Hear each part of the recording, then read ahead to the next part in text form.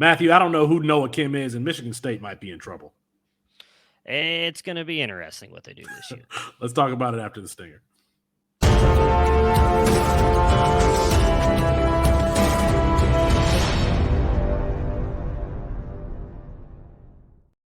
Felix Sharp here at Sharp Review on Twitter. Matthew Bruning at Sports Fanatic MB on Twitter for CampusToCan.com. If you like this video, please consider hitting the like button and subscribing to the channel so you never miss any of the content that we're dropping. 2 years removed, Matthew, from that, 2020 season where Mel Tucker brought in all the transfers and Michigan State had the success that they did. I don't know what's going to happen next because they had a terrible, terrible spring.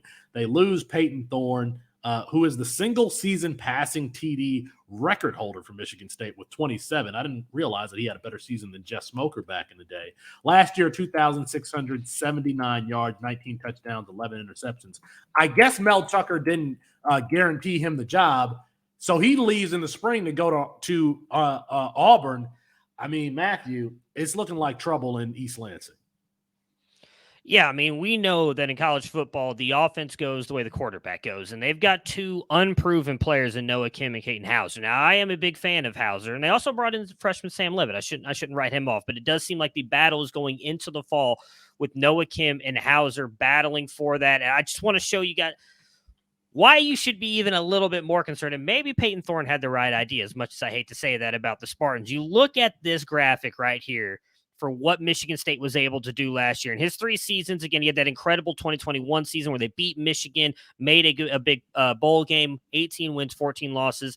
The best thing about their offense last year was their offensive pass success rate at 57% 57th in the country. 121st in offensive line yards, 76th in offensive pass EPA per play, 112th in offensive rush EPA per play, 105th in offensive rush success. They took a massive step back when one Kenneth Walker III left this program, and I think it's because Mel Tucker really likes to balance his offense out with the run and the pass, and not having that dominant running back, I think, really hurt Peyton Thorne last year. I don't know how they're going to balance it out with the pass this year. Peyton Thorne's gone. Keon Coleman is gone to Florida State, and they lose Jeremy Bernard, a young up-and-coming freshman wide receiver, to Washington. I don't know what's going to happen here. We're talking about things from a fantasy perspective, Matthew. I don't know that I want any part of this offense, even though Katin Houser is the best. If you look at the recruiting rankings, he's the best quarterback prospect that Michigan State has had since the aforementioned Jeff Smoker. They don't get 4 stars all the time at Michigan State, and now they've got 2 in both Katin Houser and Sam Leavitt. But it looks like it's going to be Noah Kim who's starting. Noah Kim, a 3-star out of Chantilly, Virginia. I don't know if I'm even pronouncing that right.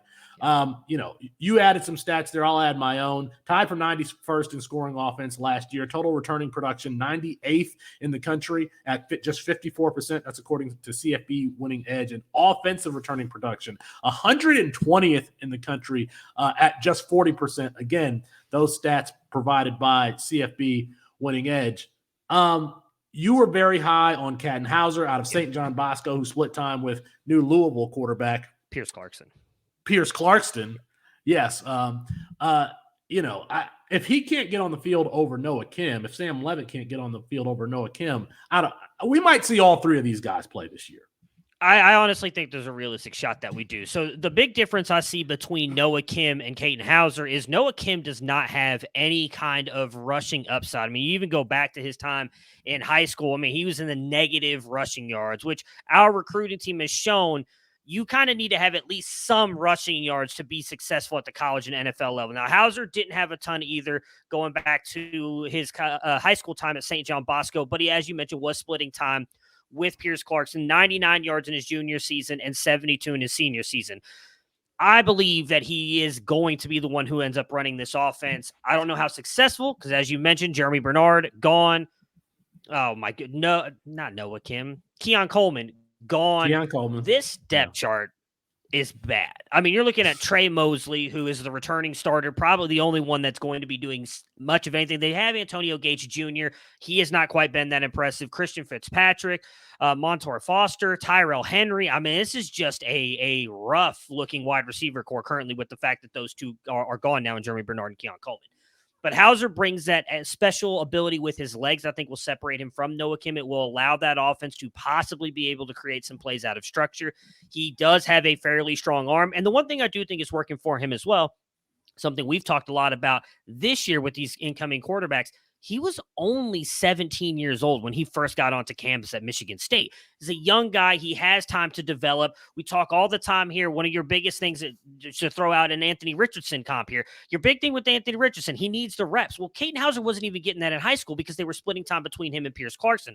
But if you go look at their final year together when they were splitting reps, Katin Houser took a massive step forward, was much better than Pierce Clarkson. I think if he gets the reps, could be a very good quarterback for Michigan State Spartans offense that needs someone who can create plays out of structure.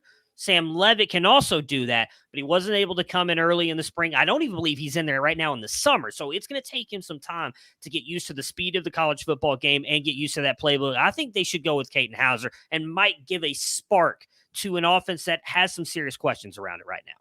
It's no offense to Noah Kim, no offense to Katin Houser, no offense to Sam Leavitt, but there is no Kenneth Walker to revolve this offense around.